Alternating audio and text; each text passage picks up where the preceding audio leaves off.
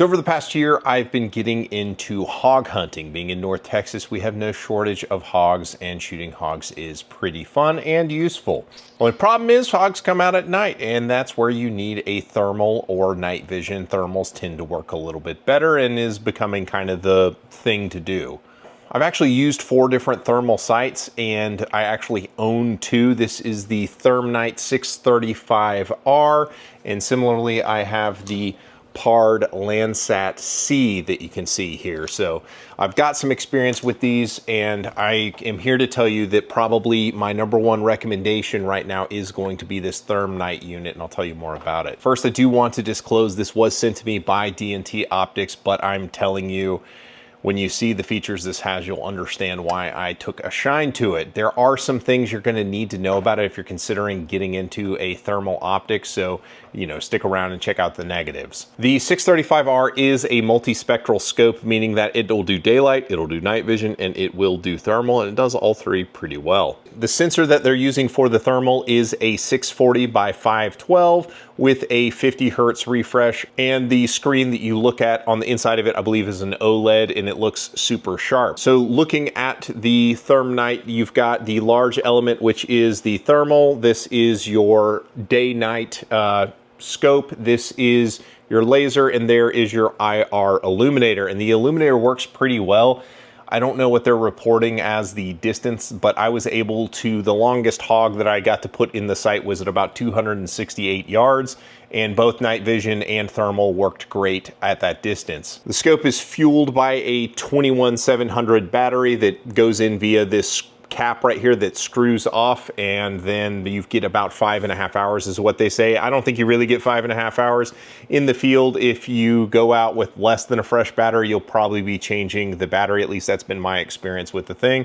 So they give you 2 of those 21700 batteries and a charger. Charge them both up, bring them both with you, put a freshie in before you go out, and you'll be just fine. But with that picture-in-picture mode, you're basically using everything on the scope, including the laser if you're range finding for targets, so you're burning up that battery pretty quick. What I saw was between 3 and 4 hours of use from a battery, approximately. The controls are actually pretty intuitive, so even if you don't read the manual, you can kind of figure out what everything does just by messing with them. The 2 buttons on the side above the battery tube, the first one is the laser. It will tell you the distance, and the next one shifts the spectral mode. It'll go between thermal and day-night settings. The 4 buttons on the top one switches the reticle color, so you can make it switch between your favorite color based on the setting you're using for the thermal. The left button swaps the palette if you're in thermal, then it'll swap between black hot, white hot, red hot, and iron hot. Iron hot's like Predator vision, it's awesome. When you're in daylight mode, the left button will actually swap between just regular daylight and using the IR illuminator for night vision. So that's what that button does.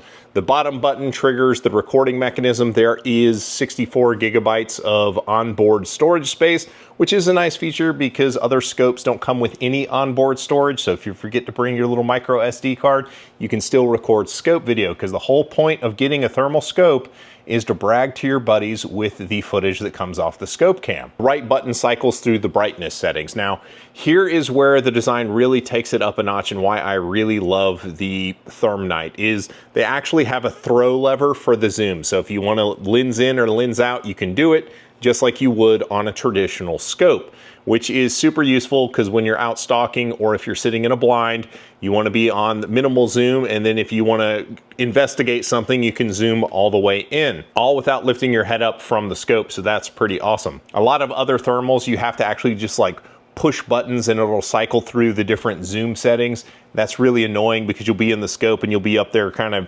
fiddling around trying to find the thing. You cannot miss this lever right here for the throw lever. It's super useful. There are 2 focus rings. There is the focus ring for the day-night scope, and then there is a ring down here below on the thermal where you can focus to whatever engagement distance you're set up on. When you're powering on the scope, what I can tell you is, like, don't actually keep your eye on the thing. There's a little LED light underneath the power button. Just press and hold on the power button until that light turns blue like it just did.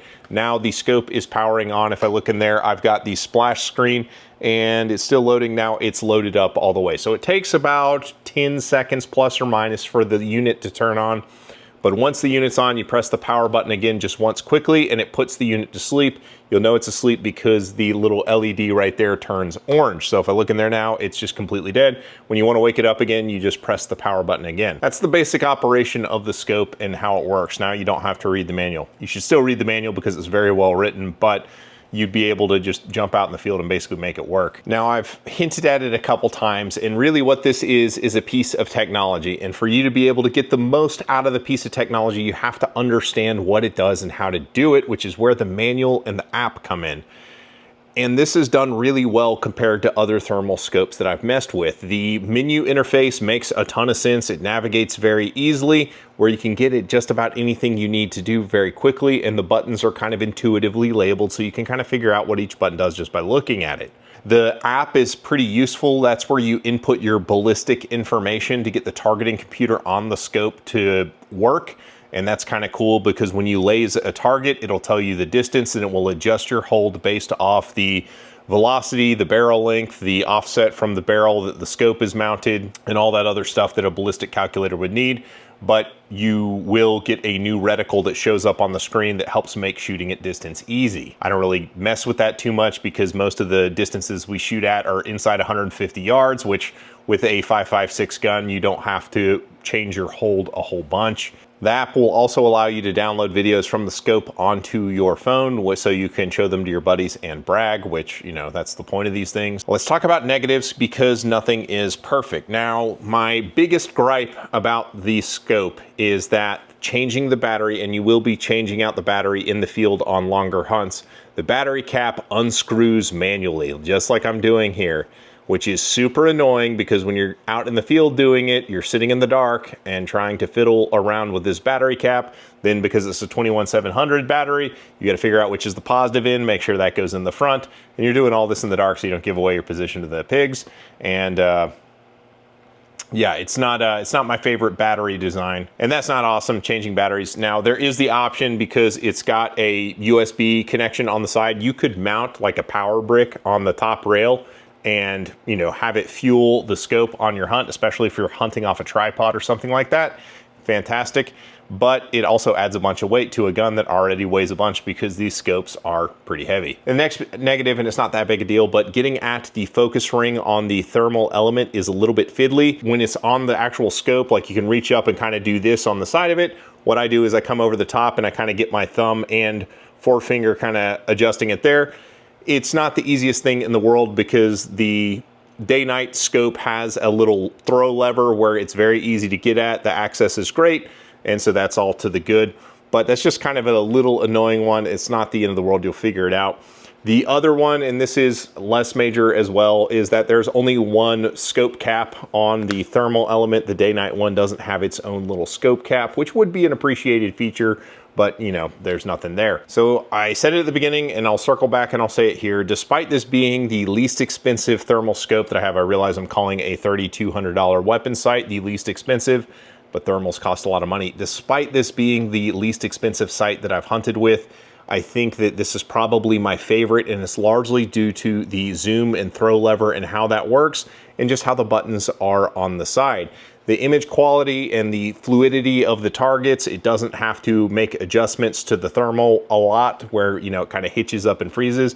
The detection range is excellent for what I'm doing with the scope, you know, out to 300 yards or so. That's about as big a field as we get to look out through, and it's just fine. So from an ease of use standpoint, a robust app that works really, really well. Like, there's a lot to like about the DNT Thermnight. It definitely punches over its weight relative to cost because, like I say, I've hunted with some $5,000 night sight scopes that I don't like as much as this one. So that's the DNT Thermnight. If you want to subscribe, I'll be doing a video on the Pard Landsat C, which is a very similar scope to the Thermnight 635R, but costs a little bit more. And so check that out as well.